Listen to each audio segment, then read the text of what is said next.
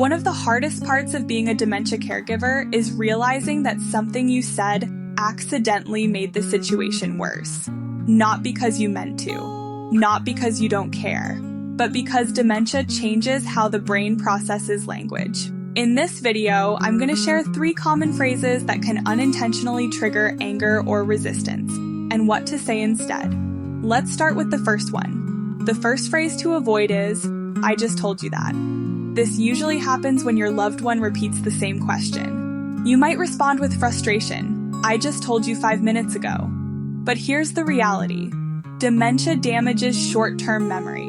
When they ask again, it truly feels like the first time to them. When we say, "I just told you," what they often hear is, "You're failing." That can create embarrassment, which quickly turns into anger. Instead, calmly repeat the answer. For example, "That's okay. The appointment is at 2 o'clock. No correction, no emphasis, just reassurance.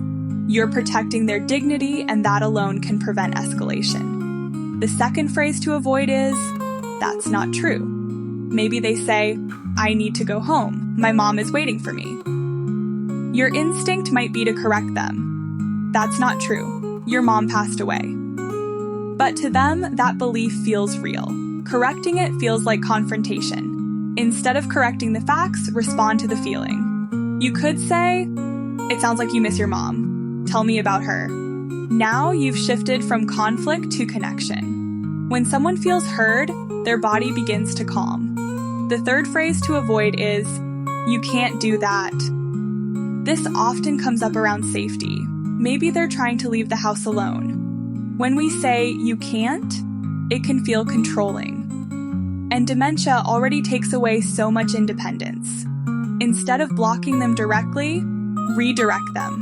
Try, "Let's grab a jacket first," or "I could use your help with something before we go." You're guiding instead of restricting.